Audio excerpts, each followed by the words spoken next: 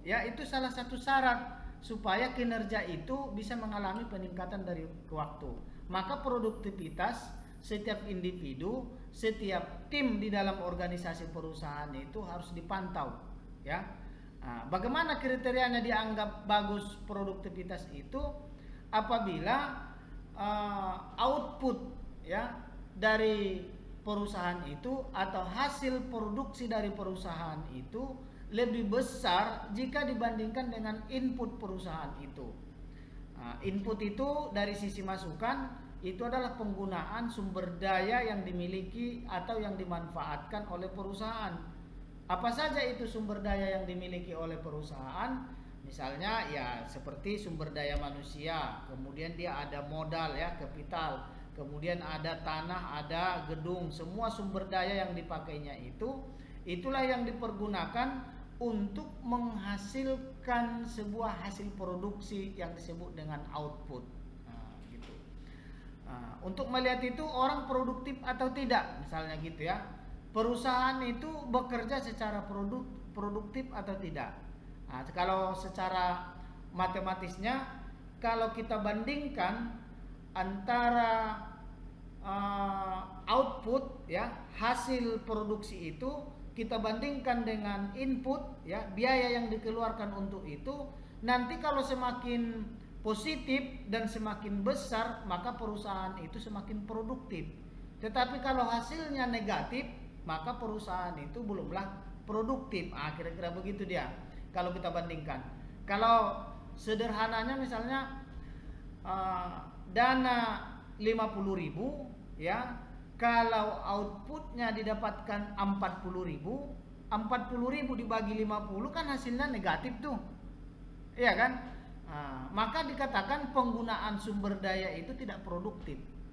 Bagaimana supaya produktif dia?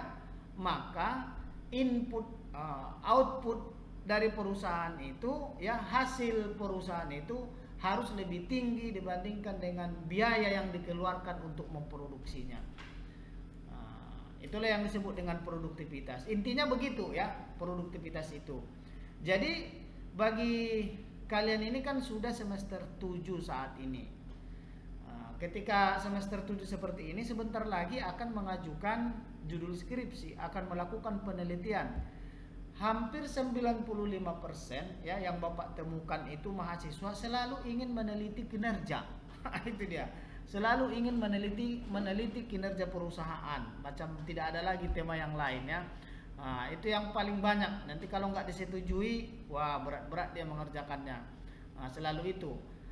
Kalau ingin meneliti tentang kinerja, ya, kinerja itu nanti menjadi variabel terikat, dia namanya, ya, menjadi variabel terikat atau variabel yang dipengaruhi atau disebut juga dengan dependent variable, gitu ya, atau disebut juga endogenous variable, biasanya begitu, ya. Jadi sama itu, ya, endogenous variable, variabel terikat, kemudian variabel dependent itu sama maknanya itu. Variabel terikat lebih mudah kita pahami. Jadi kinerja itu menjadi variabel terikat, ya, yang akan kita teliti. Lantas apa saja yang mempengaruhi kinerja itu sebagai variabel Y? Maka yang mempengaruhi itu disebut dengan variabel X, ya, atau variabel bebas. Bebas itu maksudnya dia variabel yang mempengaruhi. Dalam hal ini variabel apa yang mempengaruhi kinerja sebuah perusahaan itu, ya? Karena kalau ingin meningkatkan kinerja itu dari waktu ke waktu, maka dilihat dulu faktor yang mempengaruhi kinerja karyawan itu apa saja yang berpengaruh terhadap itu. Salah satunya, makanya sudah kita bahas tentang produktivitas, ya. Produktivitas itu memiliki pengaruh yang kuat terhadap kinerja individu. Jadi produktivitas seseorang itu akan mempengaruhi kinerjanya. Kalau dia semakin produktif, maka kinerjanya juga semakin bagus. Biasanya begitu, ya. Paham sampai di sini? Paham kira-kira maksudnya? Halo? Paham? Nggak ada jawaban nih. Gimana ini? Dapat nggak hubungannya itu?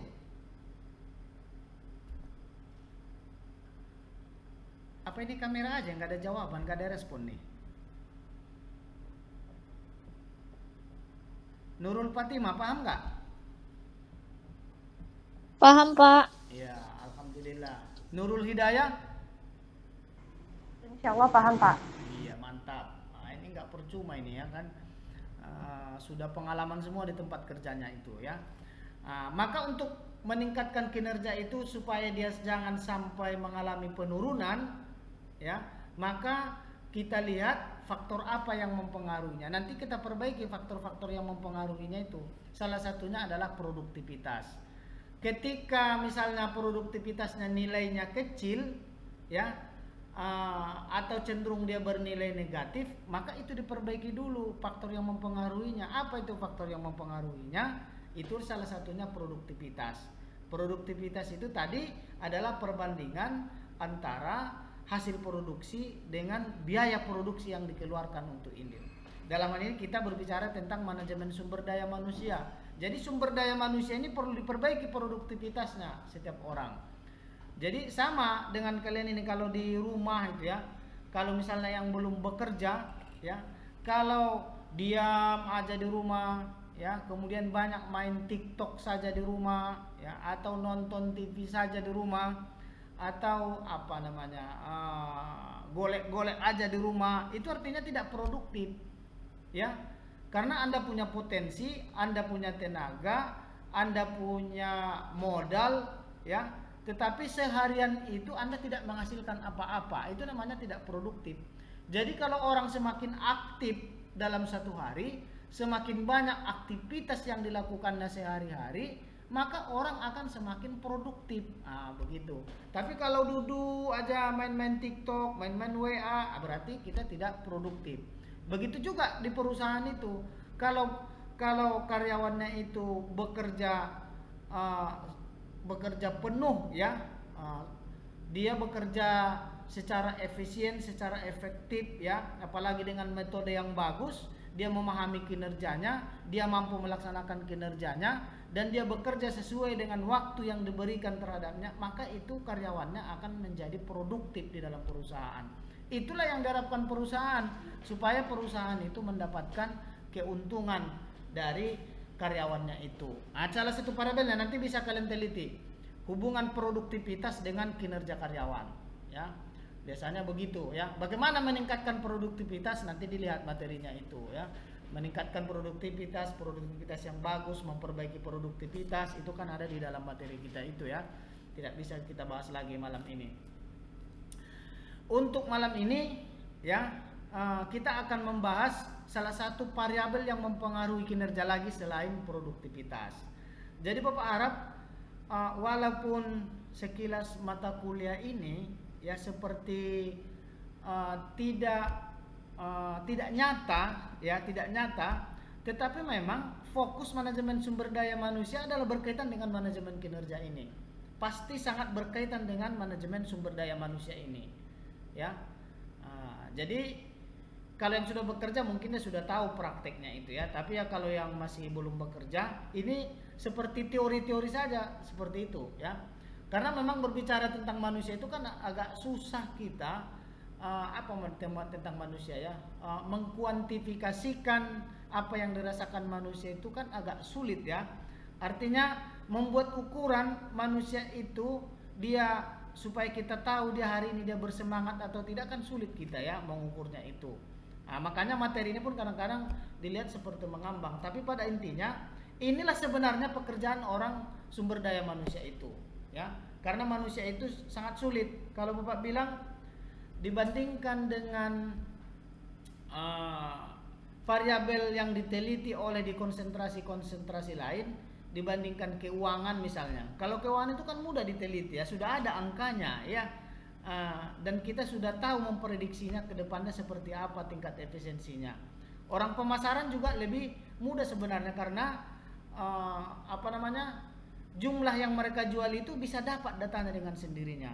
Tapi kalau manusia itu agak repot bagaimana itu ya.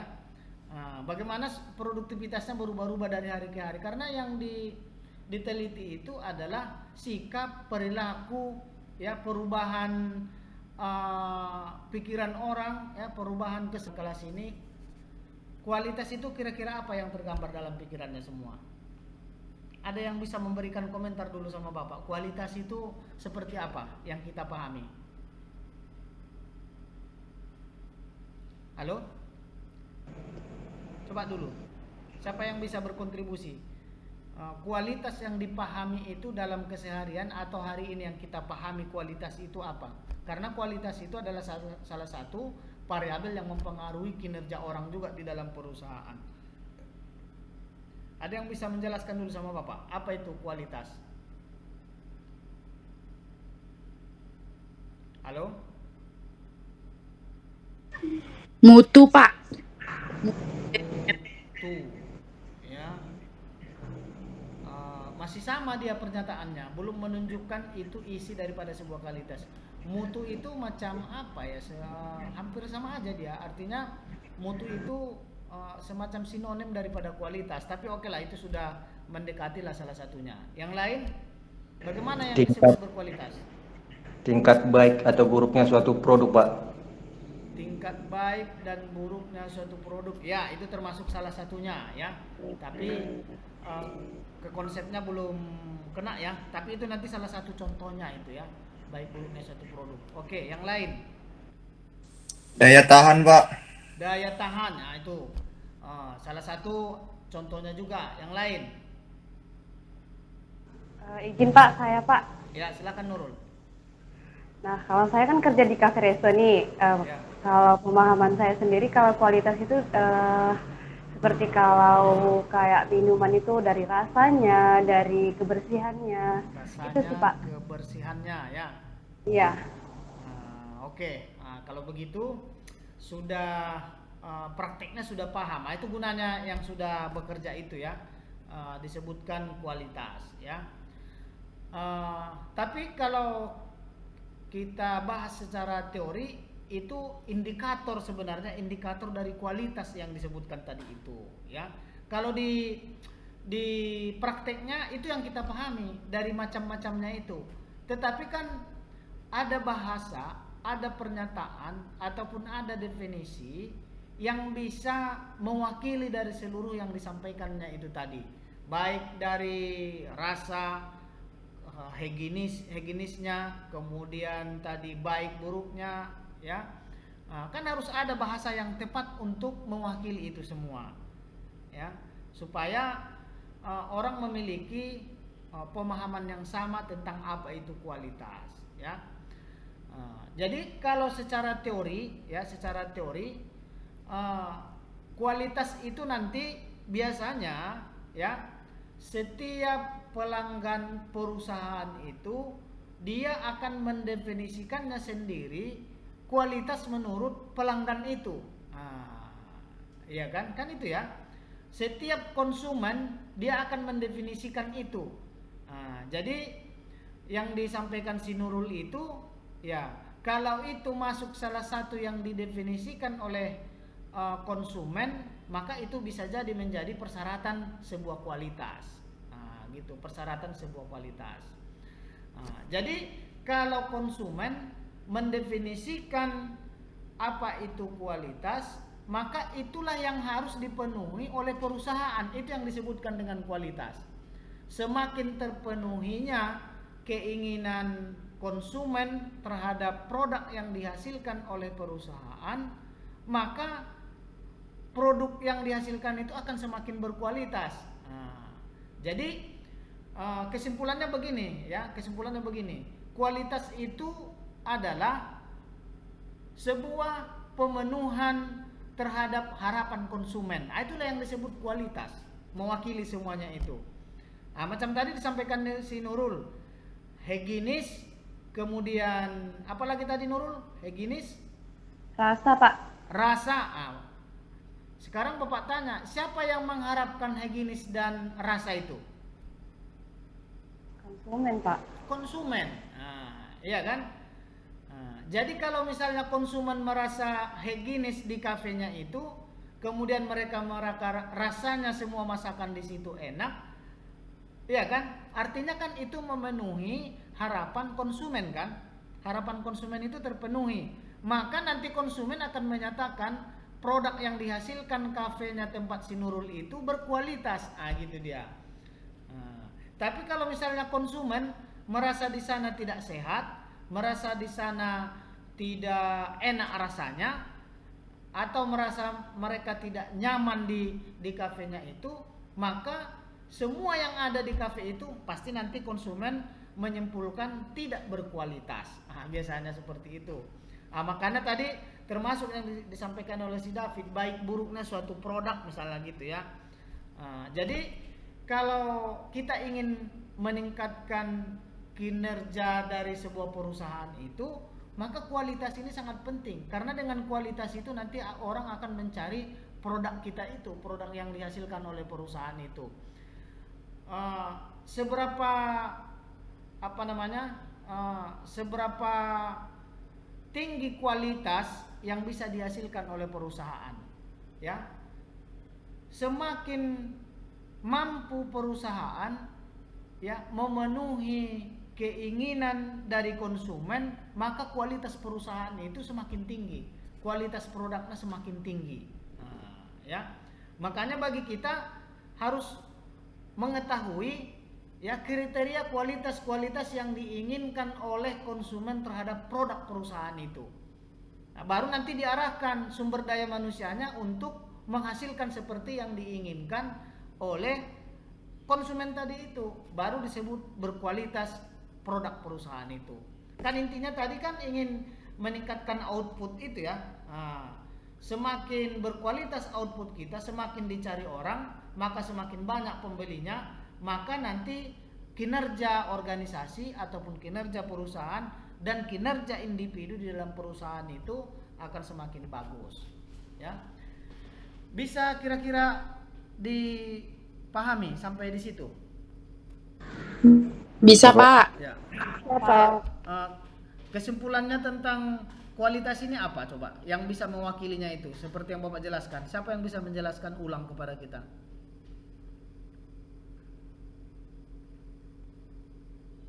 Ada?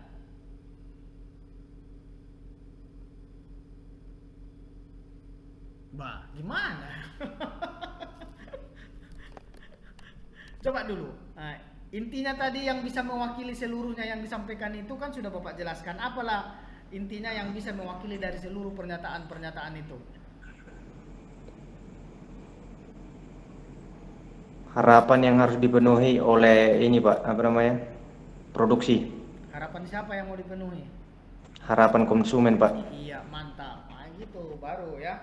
Jadi kalau ditanya nanti apa kualitas itu, adalah suatu usaha memenuhi harapan pelanggan. Gitu dia ya. Jadi bagaimana bagusnya supaya kualitas bagus? Ya, sebagusnya memang sesuatu yang diberikan oleh perusahaan itu melebihi dari harapan konsumen. Itu kualitasnya mantap tuh ya. Kualitasnya mantap. Melebihi harapannya. Kalau konsumen itu kan ada pengorbanan dia kan ketika datang, ketika membeli, ketika datang ke kafe, ya. Pengorbanan dia kan banyak. Apa pengorbanan dia? Misalnya waktunya diluangkannya untuk belanja, uangnya disediakannya, ya, tenaganya disiapkannya, ya, biar bisa dia datang belanja produk kita itu, ya. Kalau dia belanja online, waktunya, kemudian paketnya disediakan. Itu kan semua pengorbanan yang dilakukan oleh konsumen. Maka harapannya seperti apa? Ketika konsumen mengorbankan pengorbanannya itu baik berupa uang, tenaga, waktunya untuk mendapatkan produk yang dihasilkan oleh perusahaan itu, ya, maka dia nanti akan membandingkan pengorbanannya dengan harapan dia, terpenuhi nggak harapan dia dengan pengorbanan dia itu. Ketika harapannya itu, ya, tadinya harapannya misalnya kalau kita kuantifikasi lah misalnya ya, kalau kita kuantifikasi harapannya itu 10, ternyata setelah didapatkannya produk yang diinginkannya itu, ternyata dia menyimpulkan dapat 12 misalnya begitu ya. Berarti itu kan melebihi harapannya. Maka produk yang dihasilkan oleh perusahaan itu adalah sangat berkualitas gitu. Nah, misalnya ke kafenya si Nurul, bicara kafe lagi kita balik ini ya kan. Coba Rika dulu. Apa misalnya produk yang dibeli memberikan kesan psikologis? Kok pada tutup semua kameranya, cuma si Rika yang buka, takut ditanya ini semua mungkin ya. Buka dulu kameranya semua, buka kameranya. Ini hilang-hilang aja ya kan. Sekali hilang pula semua, sekali gelap semua. Oke Rika, dengar nggak Bapak ini Rika? Rika Hanisa. Iya Pak. Are you hear me? Dengar saya? Listen to me. Dengar, Pak. Oke. Bisa nggak jelaskan ada satu produk yang dibeli oleh Rika memberi kesan psikologis terhadap Rika secara positif, yang seperti tadi yang Bapak sampaikan itu?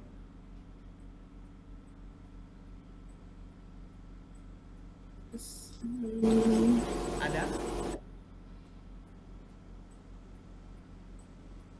Nggak ada. Semua produk yang pernah Rika beli memberi kesan negatif begitu. Baju Pak. Baju udah Bapak contohkan tadi. Apalah yang lain lagi coba?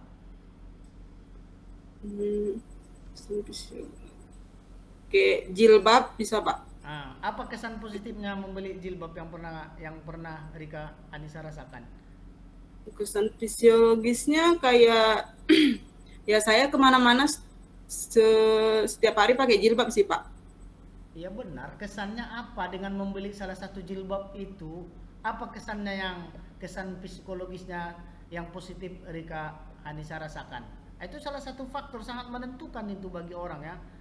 Udah jadi ini sih Pak, kebutuhan sehari-hari sih Pak. Itu belum memberikan kesan namanya itu kebutuhan sehari-hari. Rombengan pun bisa itu kebutuhan sehari-hari ya kan. Monja-monja aja beli. Tetapnya itu bisa dipakai sehari-hari ya. Apa itu monja? Barang bekas Pak. Misalnya jilbab barang bekas pun dibeli tetap bisanya dipakai sehari-hari itu. Yang memberikan kesan positifnya itu apa?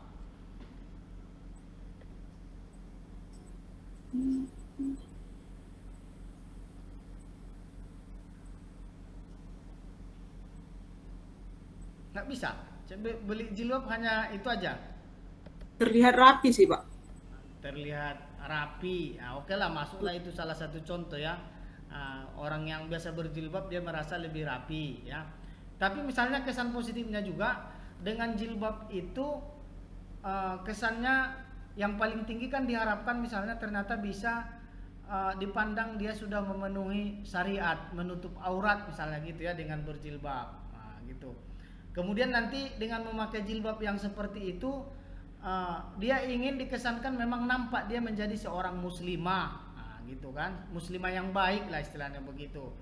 Kemudian dengan memakai jilbab yang seperti itu ternyata kelihatan dia sangat seorang perempuan yang solehah gitu ya, solehah gitu dengan memakai jilbab. Atau misalnya kesannya dia ya aura kecantikannya muncul kalau dia merasa kalau dipakainya jilbab itu aura kecantikannya semakin terpancar untuk semua laki-laki di dunia ini misalnya gitu ya. Gitu. Jadi ada kesannya. Dari mana itu nanti kan bisa dilihat dari warnanya, warna yang seperti ini, jilbabnya yang begini modelnya gitu ya. Sehingga ketika kita memberi kesan yang positif.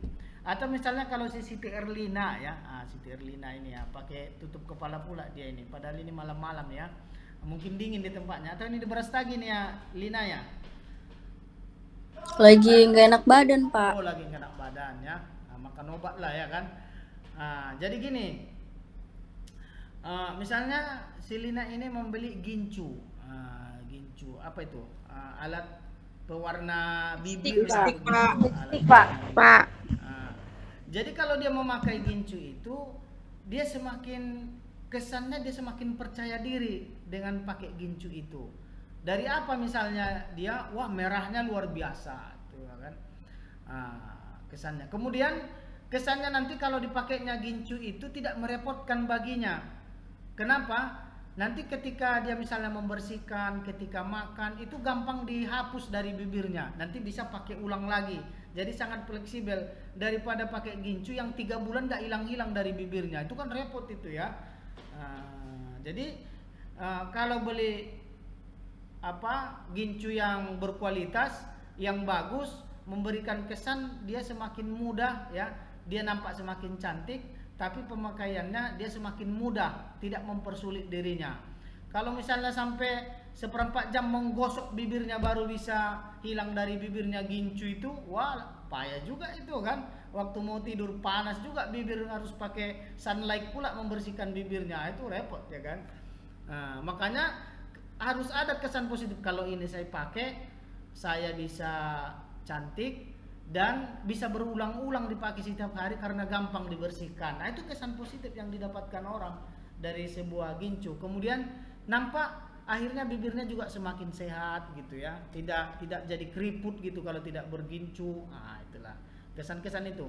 Begitu juga yang lain-lain, pakaian, sepatu, parfum, ya kan, apa saja produk yang kita beli itu harapannya memberi kesan positif bagi si pemakainya. Itu kalau memberikan pesan positif apapun itu nanti akan disebut semakin memenuhi kualitas dari produk itu. Oke, ada pertanyaan sampai di situ? Biar kita lanjutkan. Kita sampai jam berapa ini? Sampai jam 10:30 ya? Jam 10, Pak. Jam 10, tinggal 10 menit lagi ya. 10 menit lagi. Oke, sekarang kita akan melanjutkan apa namanya ini ya. Ini sudah. Kemudian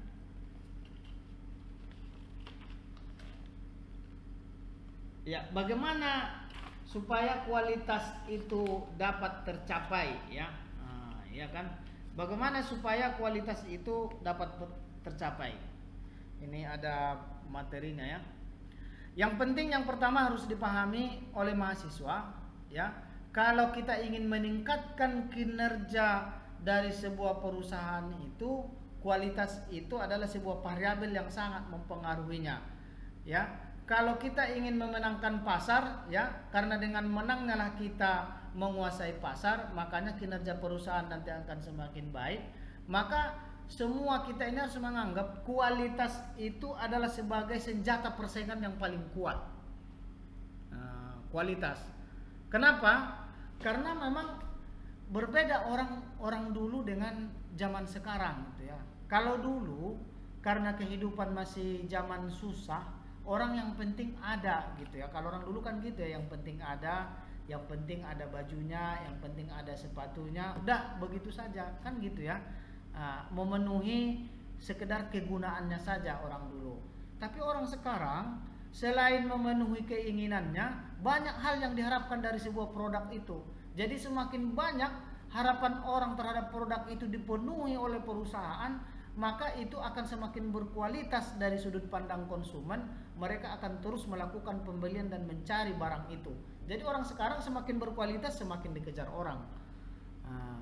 Ya, baik dari sudut harganya, dari sudut bahannya, dari sudut fungsinya, dari sudut auranya, dari sudut nilainya, ya semuanya itu ya, ketika itu semakin dipenuhi, maka barang semakin berkualitas, sehingga itulah alat persaingan yang paling kuat yang harus dimiliki oleh seorang pengusaha yang memproduksi barang dan jasa, atau bagi kita yang ingin mengelola kinerja karyawan. Jadi karyawan itu diarahkan supaya mereka memberikan kontribusi terhadap perusahaan, bekerja dengan baik, meningkatkan kualitas baik barangnya maupun jasa yang diberikan itu.